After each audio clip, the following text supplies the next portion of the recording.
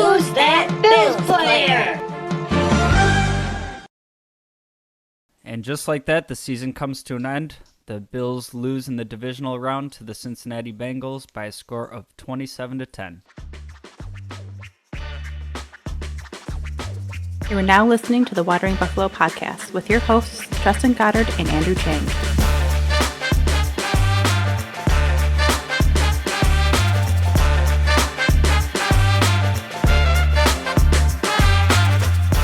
Bills Mafia, welcome in and thank you for joining me on another episode of the Wandering Buffalo podcast. My name is Justin. I'll be your host today, and this show is brought to you by 26 Shirts. We've been working with 26 Shirts for a while now. If you haven't already done so, check them out. Awesome t-shirt designs, all kinds of stuff. And they're doing great work in the community. So not only do you get some awesome gear, but you get to support a good cause as well. Today we are going to sadly be talking about the end of the season for the Buffalo Bills, and obviously coming to an end, losing to the Bengals. And honestly, I'm going to be painting in broad strokes today. I haven't had the time or the stomach to watch that game again, and I will, and we could talk about it further in the future. But honestly, just watching the game, there wasn't much excitement. There wasn't a lot going on for most of the game. I feel like the Bills just kind of got outmatched the whole game, and kind of from the rip. I mean, we had the early shot play to Diggs that Allen missed on. The Bengals come back, score there. We go 3 and out. They score again. And it kind of felt like there was really not much that we were doing to even slow them down. And there wasn't much that we were doing to get going. I can't even remember seeing them punt more than twice, being put in bad positions all game, just from our offense not performing, defense not performing. And this was a game where I feel like we really got dominated on both sides of the line of scrimmage. And this Bengals team all week, the talk was kind of the Bills' advantage was that we had found a run game. Our run game was performing better than the Bengals. The Bengals were coming in with 3 of their offensive line starters out. Maybe the defensive line can capitalize on this one and get after Joe Burrow and force them into mistakes, maybe get some turnovers, get some sacks.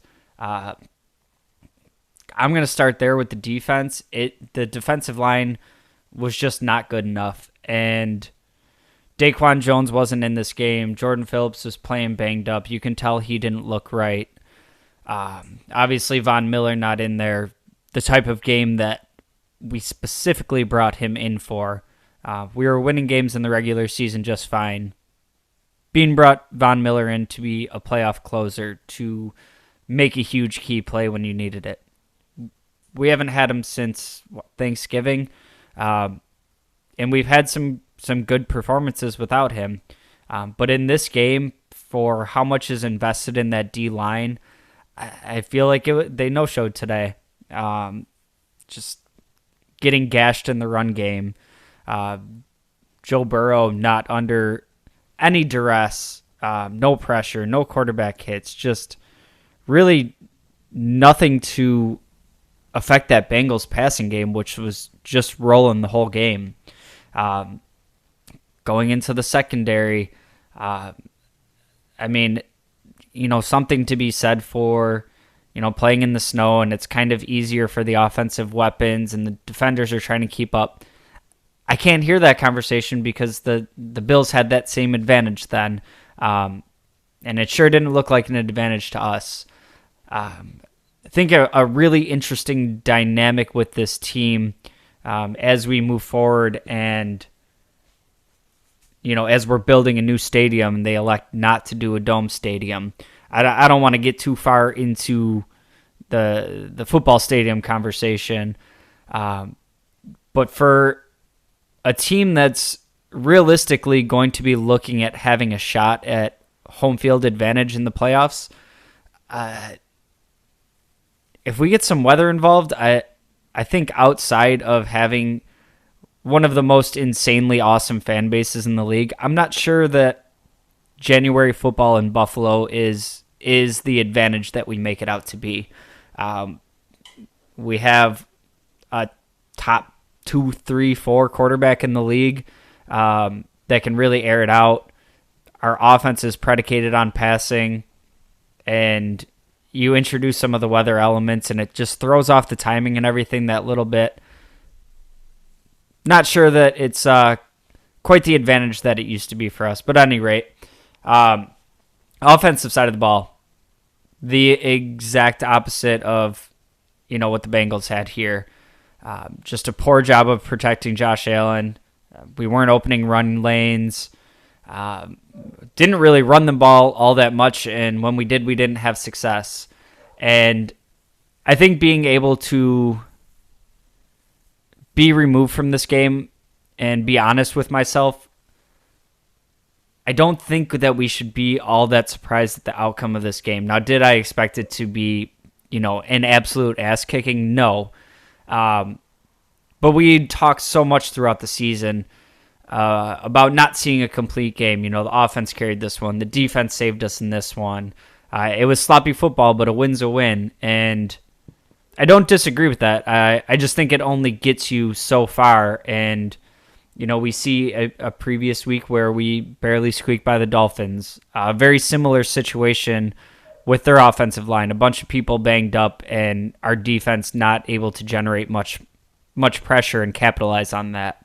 I think this game really, the Bengals found a way to exploit the flaws in the Bills team. I thought Ken Dorsey got outcoached by, I butcher his last name, Lou Amoramo. We'll go with that. The defensive coordinator for Cincinnati, I think he's been doing a great job all season. I think he's not talked about enough. And yes, it's Dorsey's first year on the job calling plays. Just a weird dichotomy of Saturday he's taking interviews for a head coaching position, and by Sunday, half Bills Mafia is like, yeah, you take him, get him off our hands. I don't think he's going anywhere. When you see the success of the team through the regular season and what they were able to do offensively, I think this is going to be kind of we got our first look at, a year of Dorsey calling the plays, running the show. You hope that he develops a little bit, adds some wrinkles to it. They expand on this offense, add players in, whatever they have to do, find ways to protect Josh Allen better, and I think we see Dorsey again next year. On the other side of the ball, I'm not so sure that we see Frazier next year, and I don't know if I'd be upset with that. I'm too close to the game right now. I'm too emotional still. But I believe Frazier's contract is up this year. So it wouldn't even have to be a whole big, he got fired or anything. We can mutually part ways, whatever, just elect not to extend him.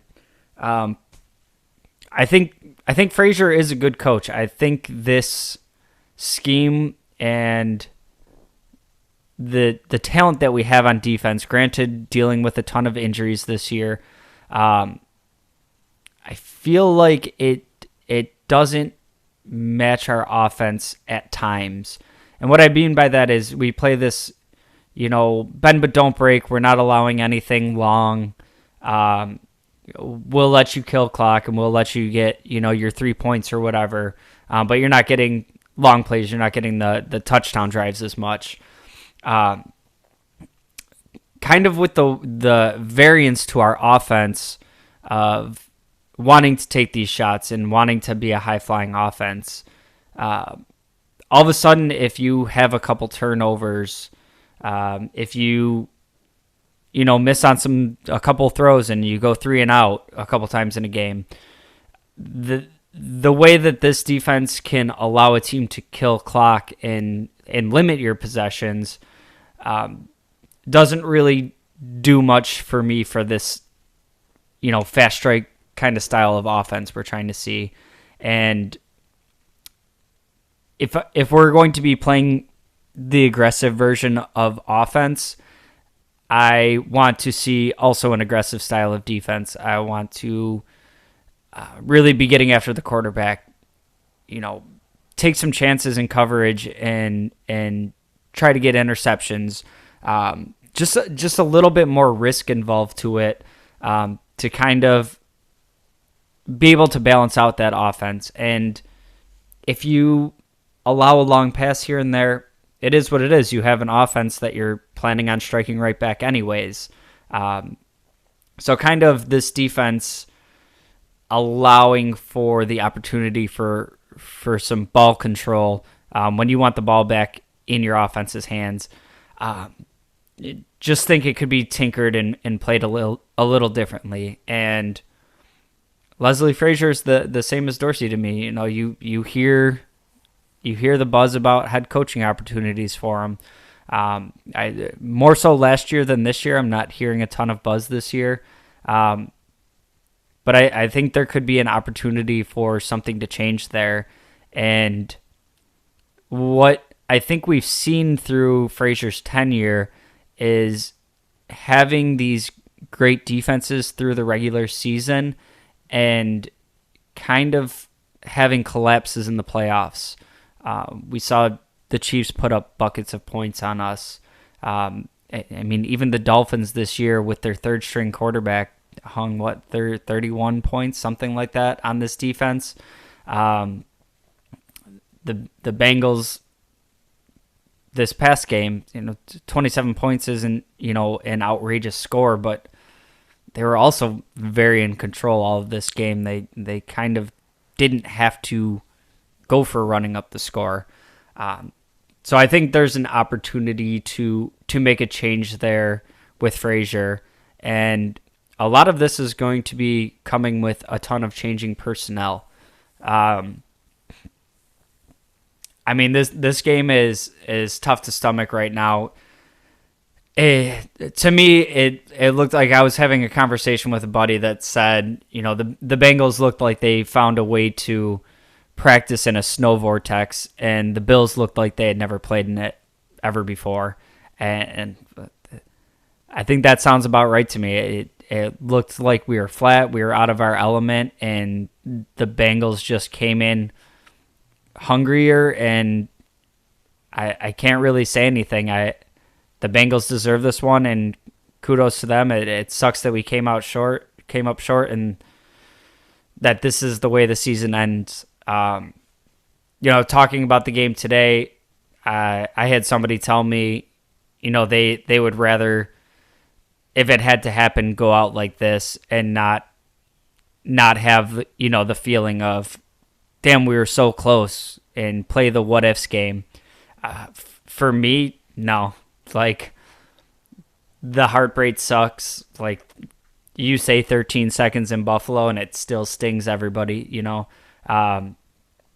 but in this game, it was a completely different vibe, and honestly felt like we didn't belong. We looked like one of the teams that snuck into the playoffs and got stomped.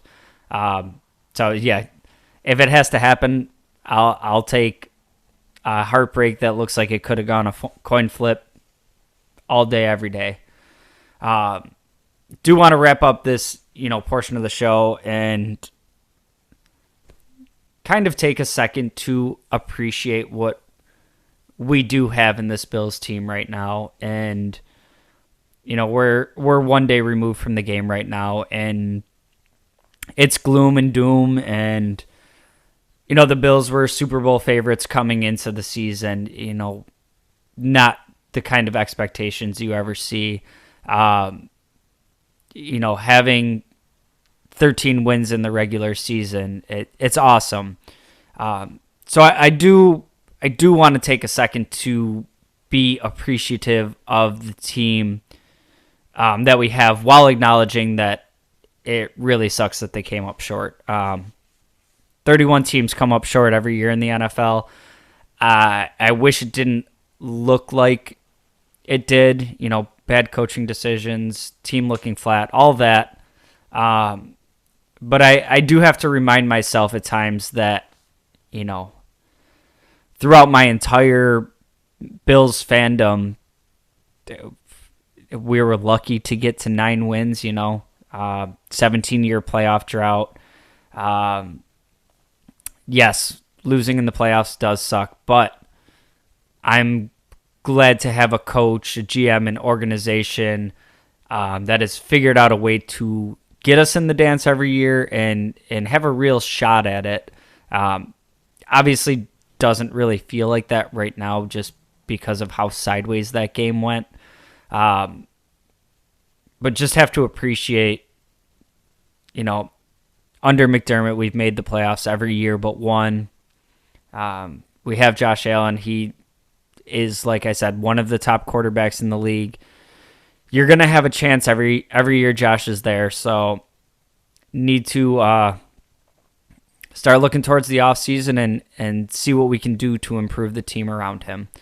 But that's going to wrap it up there. I'm going to take a quick break, and when I come back, we're going to talk a little bit about what's coming up in the offseason. Stick around. Hey, this is Dick DeGroat, Bill's dad. Now back to the show. Bills Mafia, welcome back in, and thank you again for joining me on today's episode of the Wandering Buffalo podcast. If you made it this far, I do ask that you do us a favor. Like, share, subscribe, tell a friend about the show, leave a comment if you want to talk about something with this game. We are a year-round show, so we're going to be coming to you all off-season, going through free agency, the draft, mini camps, all that right up until next season. So stick around. We got new shows coming out every week.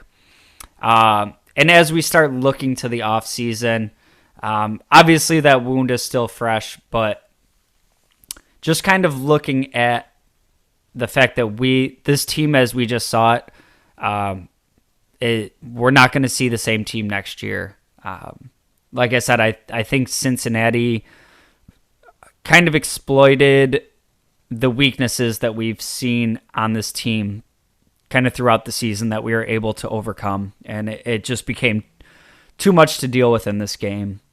That being said, we do have the draft coming up, free agency coming up, and a lot of players on this team that the future is uncertain on right now. And the top of that list for me right now is Jordan Poyer.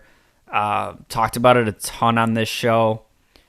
Don't know what we have to do to get it done, but I really want to see Poyer back in town. I would like to see what this defense looks like getting back healthy with Elam added into the mix, with Von Miller back in it. Obviously, he probably won't be back till later November next year at best.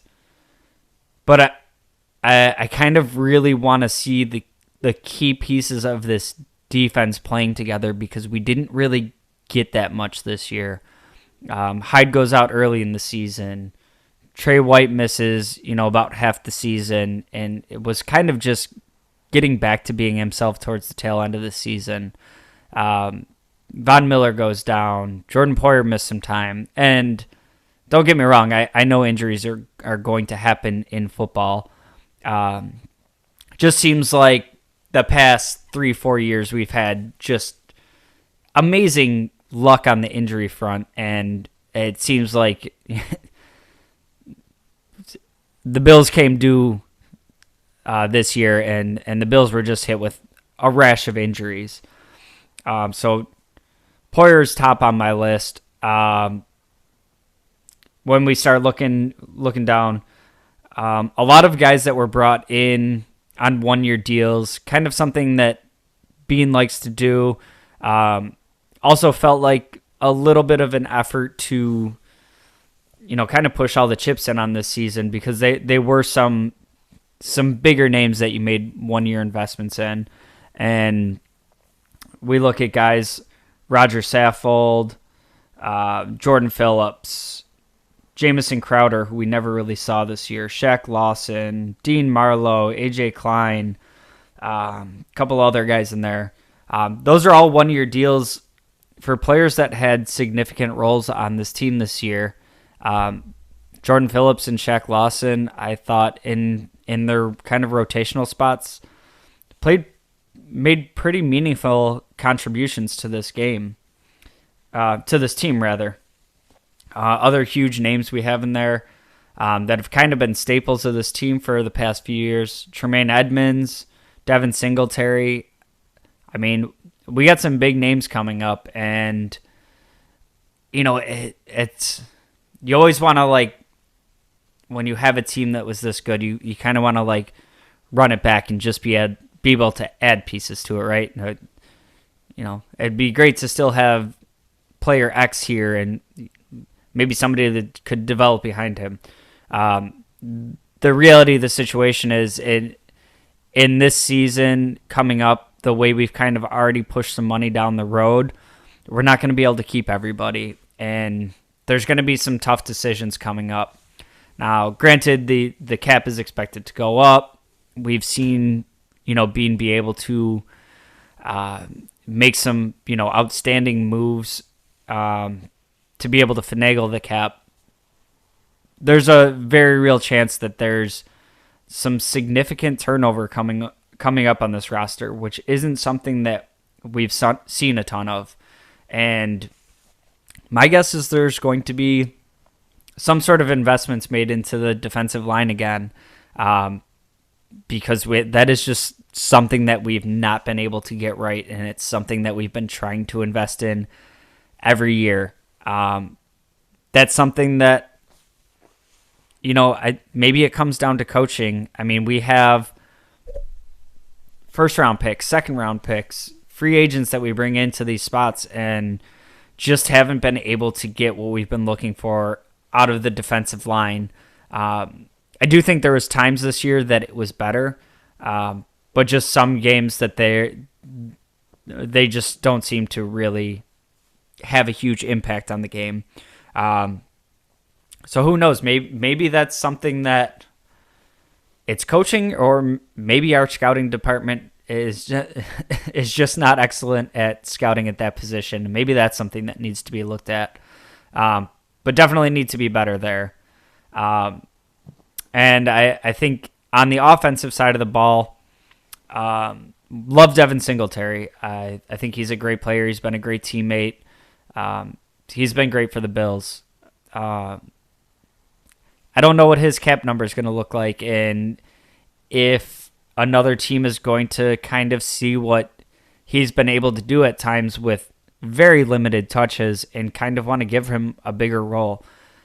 I think he might end up getting a bigger payday than we're expecting him to, and I'm not a cap guru here or anything. I don't know how to.